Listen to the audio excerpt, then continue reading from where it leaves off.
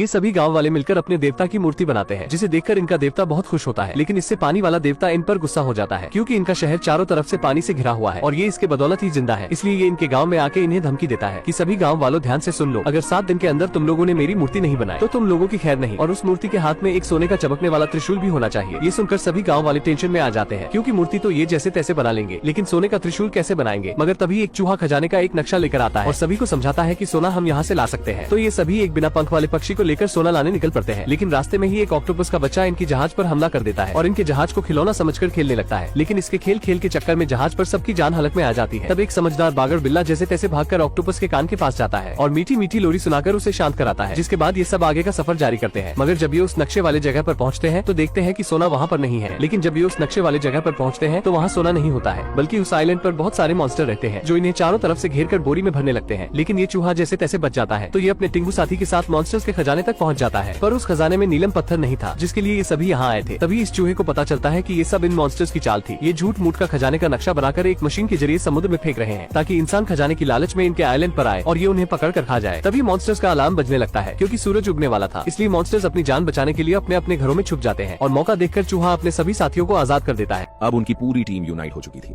पर उनके पास नीलम को हासिल करने का कोई तरीका नहीं था। इधर याल्कन में स्टैचू बनाने वाले सभी वर्कर्स थकने लगे थे और हार मानने लगते हैं। पर तब लुइजी सभी रैट्स को इस टाइम में उनकी मदद करने को कहता है और वर्कर्स की थकान को दूर करने के लिए उन्हें पानी लाकर देता है। इससे वर्कर्स को बहुत राहत मिलती है। लुइजी से इंस्पायर होकर सभी रैट्स और सीगल उनकी मदद करने के लिए काम पर लग जाते हैं और उनकी थकान दूर करने में उनकी सहायता करते हैं। इससे सभी वर्कर वापस से मोटिवेट होकर काम पर लग जाते हैं।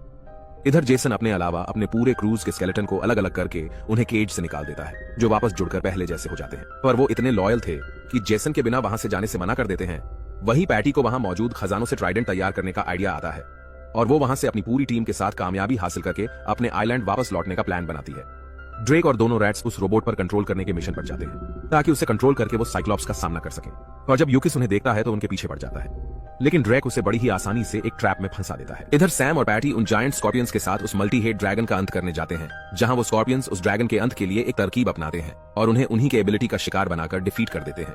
इसके बाद वो खजाने का इस्तेमाल करके ट्राइडेंट बनाने की प्रक्रिया शुरू करते हैं और आखिर में बहुत से जेम्स को भट्टी में पिघलाकर पोसाइडन के स्टैचू के लिए एक जायंट चमकदार ट्राइडेंट तैयार कर लेते हैं। पर जैसे ही साइक्लॉप्स को इसका आभास होता है, वो नींद से जाग जाते हैं और उन्हें पैटी और उसके साथियों द्वारा किए गए सारे कारनामों के बारे में पता चल जाता है। इसीलिए वो उनके पीछे पड़ जाते हैं। उनकी एब्सेंस में खुद को आजाद पाकर जेसन की क्रूज उसे पूरे केज के साथ उठाकर वहां से जाने लगते हैं।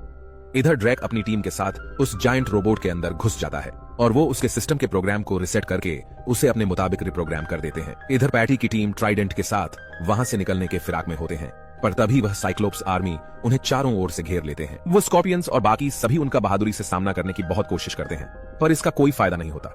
पर तभी वहां ड्रैक उस रोबोट के साथ आ जाता है, जो अपने रिप्रोग्रामिंग के कारण उसके कंट्रोल में था। उसके इस्तेमाल से वो साइक्लोप्स पर भारी पड़ते हैं, जिस कारण से साइक्लोप्स के लीडर के अलावा बाकी सभी भाग जाते हैं। उतने में जेसन भी अपनी आर्मी के साथ पहुंच जाता है। काम पूरा होने के बाद ड्रैक और उसके साथी रोबोट से बाहर निकल आते हैं और केव में अपने शिप के पास पहुंचते हैं। पर साइक्लोप्स का लीडर मौका पाकर उस रोबोट पर कंट्रोल पाने की कोशिश करता है, लेकिन ड्रैक ने पहले ही इसकी प्लानिंग कर रखी होती है, जिसे ना समझने के कारण वो अपने ही चाल का शिकार हो जाता है। पर फिर भी वो हार नहीं मानता। अपनी हार के कारण वो इतना आउट ऑफ कंट्रोल हो जाता है कि पूरे शिप को तबाह करने लगता है। पर पैटी को पता था कि साइक्लोप्स का सबसे बड़ा दुश्मन सूरज की रोशनी है, इसलिए वो उसी को साइक्लोप्स के अगेंस्ट इस्तेमाल कर देती है, जिससे उसका वही अंत हो जाता है और वो ट्री में बदल जाता है। तभी जेसन के क्रूज उसे लेकर वहां पहुंच जाते हैं। जेसन अपने सामने चमकदार ट्राइडेंट को देखकर बहुत खुश होता है।